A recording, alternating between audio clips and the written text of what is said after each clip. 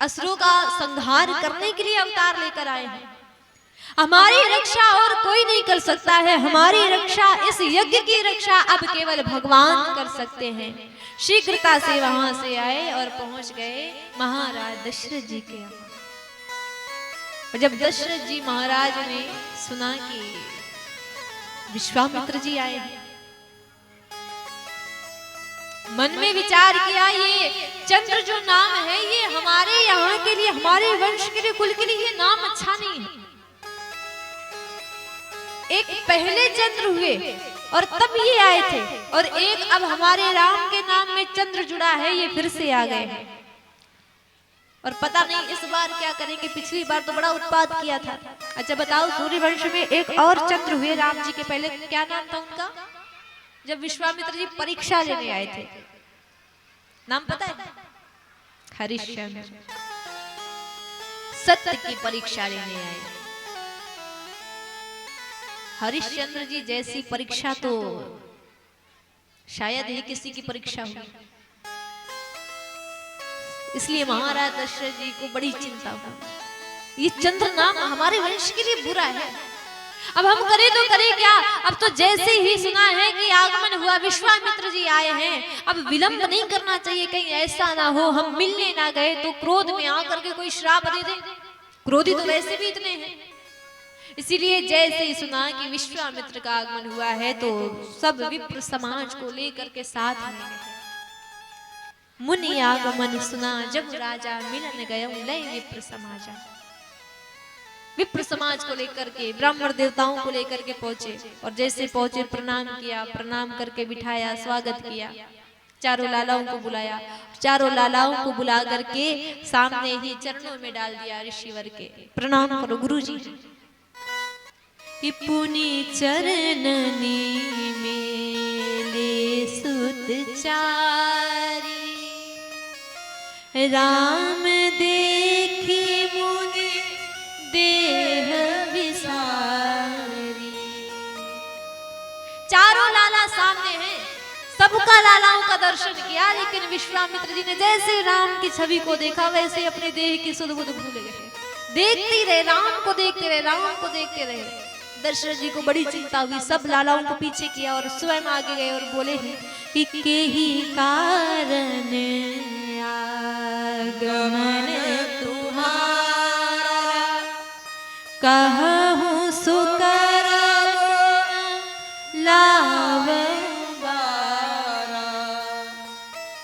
आपका आगमन किस कारण से हुआ है? आपका जो भी कारण होगा, जो भी कार्य होगा, मैं वो सब करने के लिए तैयार हूँ। आप किस लिए आए हैं? विश्वामित्र जी कहते हैं, याद आया कि अरे राम को अभी नहीं देखना है, अभी तो कार्य बताना है।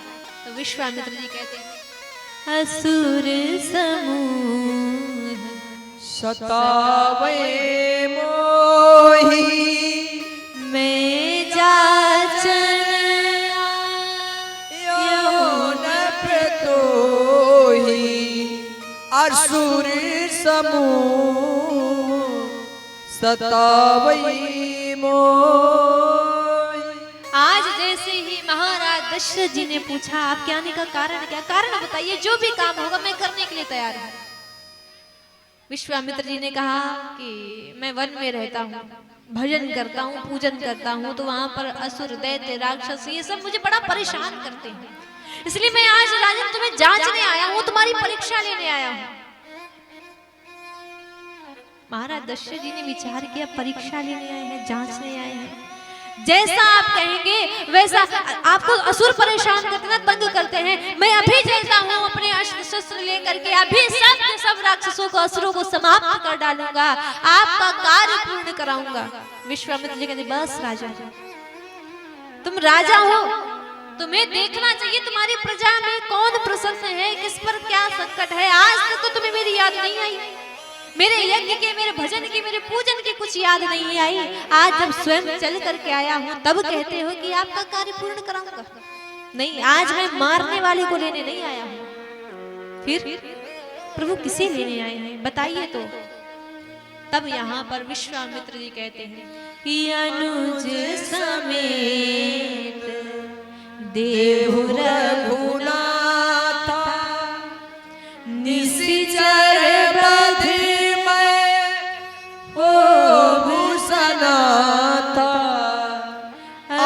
अनुज समेत देहु रघुनाथ। जैसे ही विश्वामित्र जी ने कहा कि अनुज समेत देहु रघुनाथ, आज मैं मारने वाले को नहीं, आज मैं तारने वाले को लेने आया हूँ, मैं राम को लेने आया हूँ। छोटे भाई सहित राम को मुझे दे दीजिए। राम को पा करके मैं सनाथ हो जाऊंगा जब ये राक्षसों का वध करेंगे। और जैसे ही इतना सुना महाराज दशरथ जी को थोड़ा सा क्रोध आ गया। अभी तक हाथ जोड़ करके खड़े, अब तो कहने लगे महाराज क्या कह रहे हैं आप? विप्र देवता ये आप क्या कह रहे हैं? विचार करके कहिए। चौथे पन पाए सुतचारी, विप्र वचन नहीं कहो बिचारी। बुढ़ापे में तो मैंने सुत पाए हैं, लाला पाए हैं, और आप आ गए ये कहने के लिए असुर हमें सताते हैं। राम को दे दो छोटे भाई सहित, वो राक्षसों को मारेंगे। छोटे छोटे लाला, इनके हाथ पांव देखिए, मुखमंडल देखिए, कितने कोमल कितने सुकुमार हैं, ये भला राक्षसों को कैसे मार पाएंगे? लेकिन फिर याद आया इन पर क्रोध करेंगे तो कहीं ऐसा ना हो कि हमारे राम को ही श्राप दे दे कुछ। फिर से हाथ जोड़कर खड़े हो गए, प्रभु क्षमा कर दीजिए। आप कुछ भी मांगेंगे, राजपाट मांग ले, धन मांग ले, आप मेरे प्राण मांग ले। अरे मनुष्य सबसे अधिक प्रेम यदि किसी से करता तो अपने प्राणों से करता है, इसीलिए कि देह प्राण ते प्रिय कछु नाहि, सो निमिष एक माई। सब सुत प्रिय मोहि प्राण की नाई, राम देत नहीं बनाए गोसाई। सब सुत मोहि प्रिय प्राण की नाई। मुझे मेरे सारे पुत्र प्रिय हैं, मैं प्राण भी दे दूंगा, एक क्षण में प्राण दे दूंगा, मैं विचार नहीं करूंगा प्राण देने से पहले। सारे सुत मुझे प्यारे हैं, लेकिन राम किसी भी दशा में मैं नहीं दे सकता हूँ। राम देत नहीं बने गोसाई। दूसरा भाव ये भी आता है जब कहा गया कि अनुज समेत देहु रघुनाथा। अनुज तो तीन है, तीन अनुज हैं, तीन छोटे भाई हैं, नाम तो नहीं लिया गया। फिर लक्ष्मण जी ही क्यों गए, भरत जी क्यों नहीं गए? वो इसलिए क्योंकि ये दोनों, ये चारों जोड़े में रहते हैं, एक सांवला एक गोरा, एक सांवला एक गोरा, दो श्याम वर्ण के हैं। राम जी सांवले हैं और भरत जी सांवले हैं। लक्ष्मण जी गोरे हैं, शत्रुघ्न जी गोरे हैं। राम जी के साथ सदैव लक्ष्मण जी रहते हैं और भरत जी के साथ सदैव शत्रुघ्न जी रहते हैं। अब अनुज में भरत जी भी आ रहे हैं, लेकिन भरत जी क्यों नहीं गए? कारण उसका ये है, राम जी इतने सरल हैं कि अगर कोई सामने से डांट दे राम जी को तो हाथ जोड़ करके खड़े रहेंगे, उत्तर नहीं देंगे, कुछ चुपचाप खड़े रहेंगे। और वैसे भरत जी इतने बड़े संत हैं, जब वो देखेंगे हमारे भैया हाथ जोड़ करके खड़े तो वो खड़े नहीं रहेंगे, वो चरणों में लेट जाएंगे। इसीलिए एक सरल तो दूसरा गरम होना चाहिए, गरम दिमाग वाला होना चाहिए, इसलिए लक्ष्मण जी साथ में गए। दशरथ जी मना करते रहे, वशिष्ठ जी ने समझाया, राजा क्या करते हो? क्या उस दिन को भूल गए जब तुम रोते हुए मेरे पास पहुंचे थे और कहा था कि गुरुजी चौथी अवस्था आ गई है लेकिन एक भी पुत्र नहीं है, और तब मैंने कहा था कि यज्ञ करो, इस यज्ञ से तुम्हें पुत्र प्राप्त हुए। आज वही दूसरा यज्ञ पूर्ण कराने के लिए 4 में से 2 लाला नहीं दे सकते हो, इतने स्वार्थी हो गए। दशरथ जी को समझ में आ गई, अभी तो ये भी कह दिया, एक काम करो इनको जाने दो, ले जाने दो, 2 जाएंगे तो 4 वापस आएंगे, बहू खोजने की आवश्यकता नहीं है, स्वयं ही सब करके आएंगे। माताओं से अनुमति लेने गए, माताओं ने कहा कि यदि संतों का साथ मिल रहा है तो आज्ञा लेने की आवश्यकता नहीं, राम शीघ्रता से जाओ। और तब यहाँ पर विश्वामित्र जी को ही पिता मान करके राम और लक्ष्मण उनके साथ चले। सौंपे भूप ऋषि सुत बहुविधि दे आशीष, जननी भवन गए प्रभु चले नाई पद शीश, चले नाई पद से। प्रणाम करके भगवान वहां से चले और जब विश्वामित्र जी ले करके जा रहे थे तो मार्ग में भगवान के द्वारा ही ताड़का का उद्धार कराया था। तत्पश्चात जा करके भगवान ने विश्वामित्र जी का यज्ञ पूर्ण कराया। क्यों? विचार करिए, ताड़का का उद्धार कर जब आगे बढ़े, आश्रम पर पहुंचे, तो विश्वामित्र जी ने यज्ञ करना ही बंद कर दिया। अच्छा एक बात बताओ, हम भजन करते हैं, पूजन करते हैं, कथा सुनते हैं, कथा कराते हैं, किस लिए? इसलिए तो कि भगवान मिल जाए हमको, भगवान का दर्शन हो जाए। भगवान का दर्शन हो गया, भगवान मिल गए तो सब कुछ मिल गया, समझो। विश्वामित्र जी तो साक्षात भगवान को ले आए, उनके साथ रह रहे हैं, तो विचार करते अब यज्ञ क्या करूं, अब तो नहीं करूंगा यज्ञ।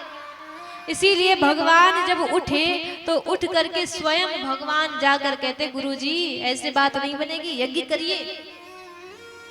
और तब यज्ञ किया। मारीच, सुबाहु इत्यादि आए, एक ओर तो पहरेदारी पर खड़े हो गए लक्ष्मण जी, दूसरी ओर भगवान राम जी खड़े, बीच में यज्ञ हो रहा। जैसे राक्षस आए वैसे एक ओर जितने भी असुर दल आ रहे हैं, लक्ष्मण सबका संहार करते जा रहे हैं। दूसरी ओर मारीच आया तो भगवान ने एक बाण ऐसा मारा है बिन फल का कि मारीच 7 योजन सागर पार जाकर के गिरता है। क्यों?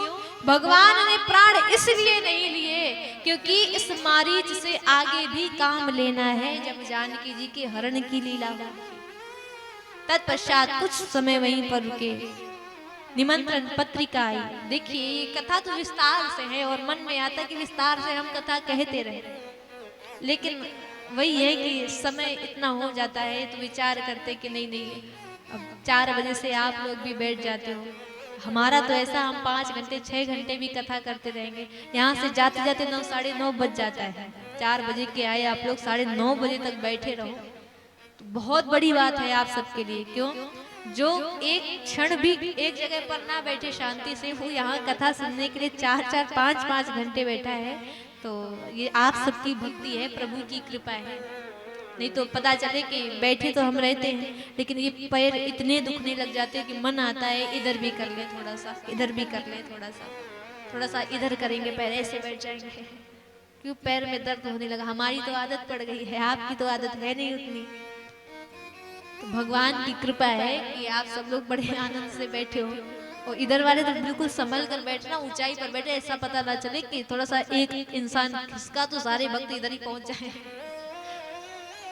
बड़े सियावर रामचंद्र की। चले राम लक्ष्मण मुनि संगा, चले राम लक्ष्मण मुनि संगा, चले राम लक्ष्मण मुनि संगा, चले राम लक्ष्मण मुनि संगा, चले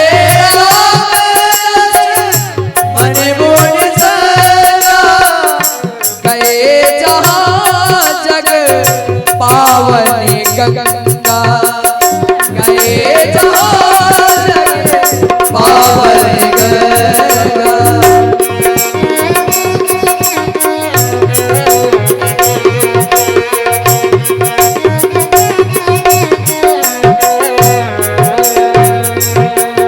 तब प्रभु ऋषि ने समेत नाए, तब प्रभु ऋषि ने समेत नाए, विविध दान मही देवन पाए, विविध दान मही देवन पाए।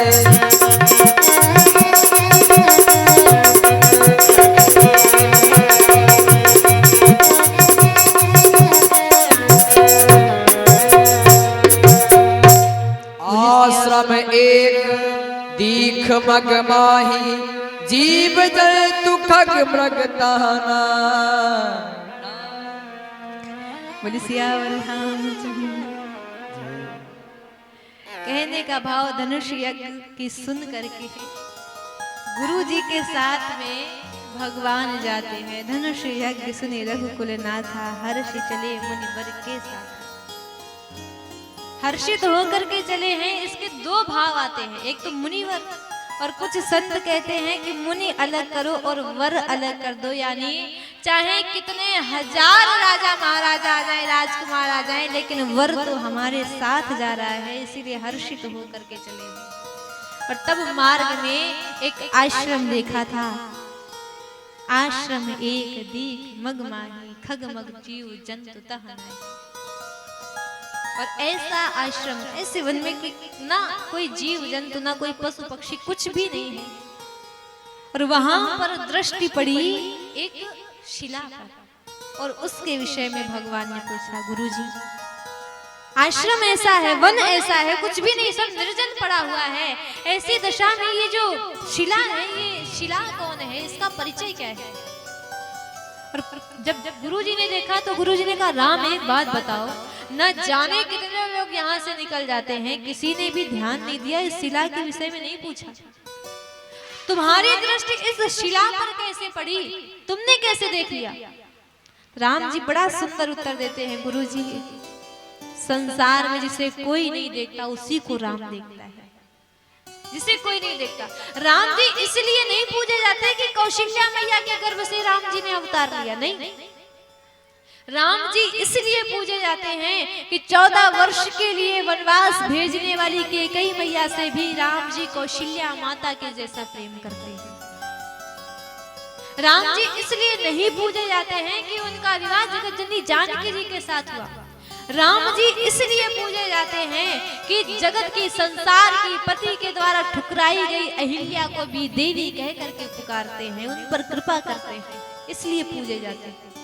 राम जी इसलिए नहीं पूजे जाते कि अयोध्या के महाराज चक्रवर्ती सम्राट महाराज दशरथ जी के पुत्र राम है, नहीं।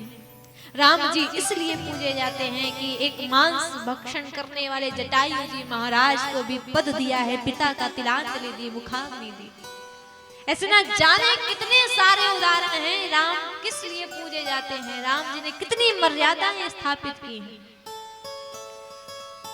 गुरु जी ने कहा, राम ये अहिल्या है, गौतम नारी श्राप बस, उपल देह धरि धीर, चरण कमल रज चाहती, कृपा करहु रघुवीर। गौतम ऋषि की पत्नी है, ये नाम अहिल्या है। जब ब्रह्मा जी ने सृष्टि की रचना की, गुण अवगुण सब शांत करके जब सृष्टि की रचना करी, और गुण अवगुणों को शांत करके सृष्टि की रचना की गई है, इसलिए संसार में कोई भी व्यक्ति ऐसा नहीं है कि जिसमें केवल गुण ही गुण हो, नहीं।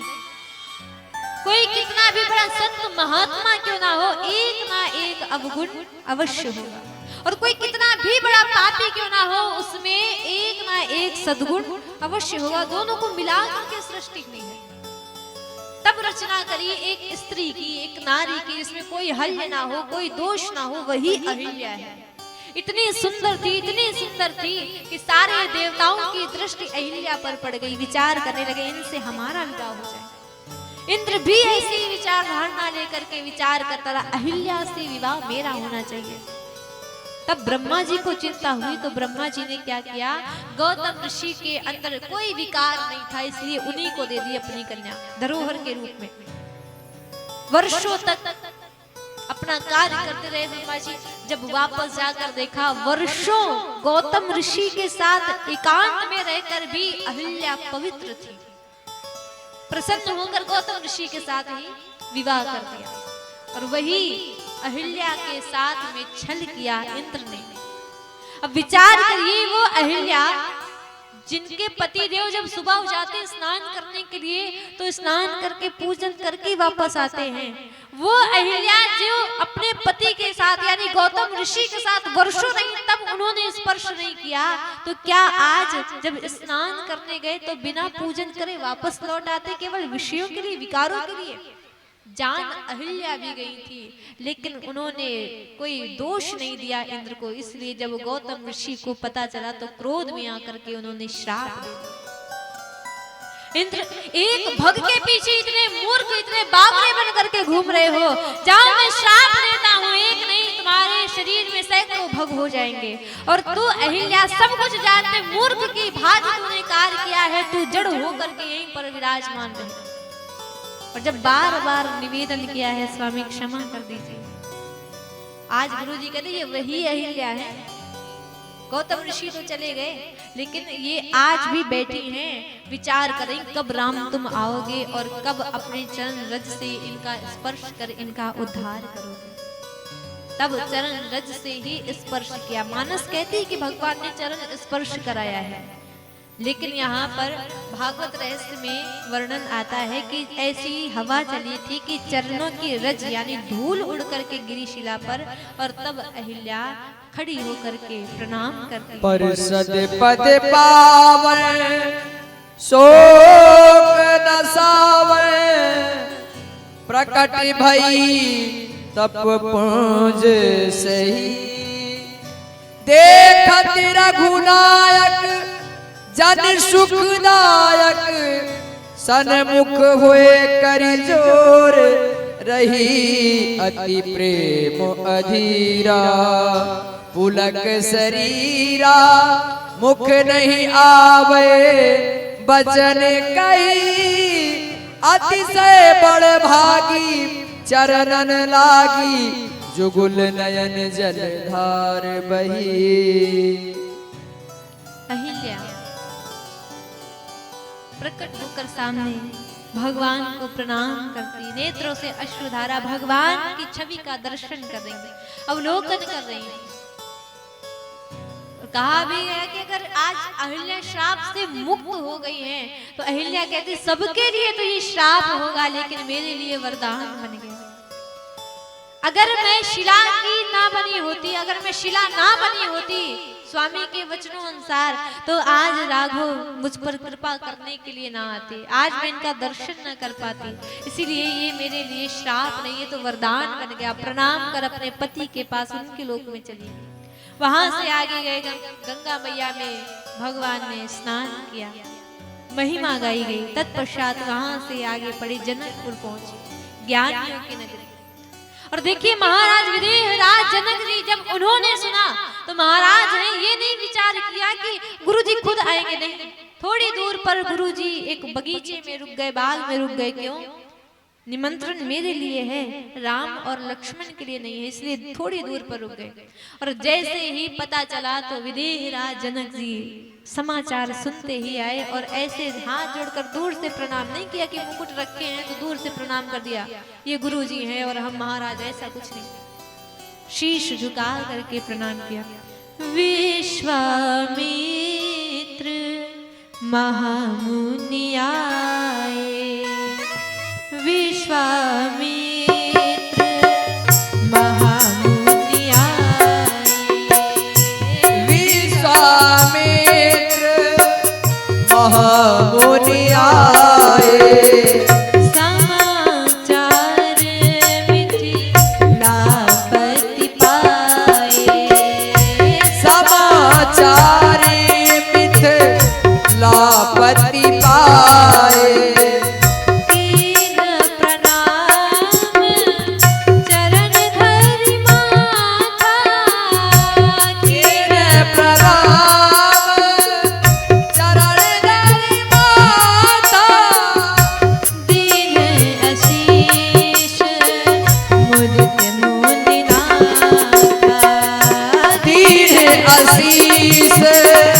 मुदित मुनि नाथा, दीने आशीष मुदित मुनि नाथा।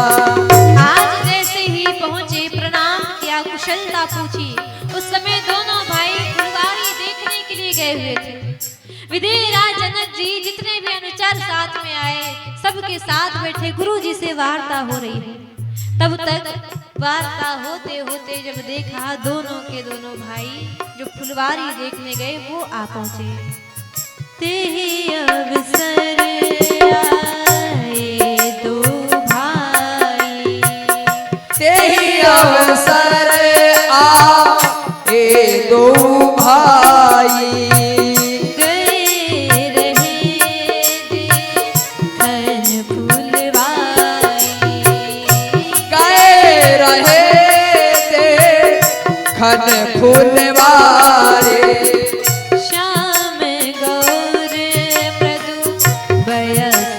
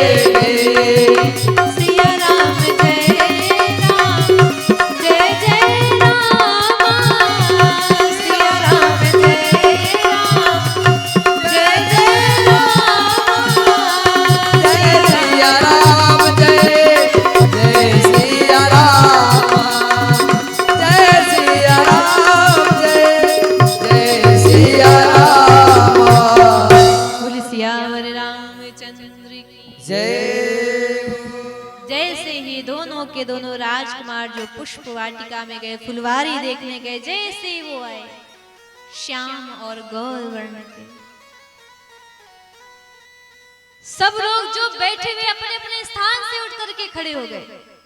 यहाँ तक कि जो विदेह राज जनक जी हैं वो भी अपने देह की सुध बुध सब भूल गए, बस देखते ही रह गए। और देखते देखते मानो विचार करके कहते हैं, गुरुजी ये सामने तो राजकुमार है, ये कौन है?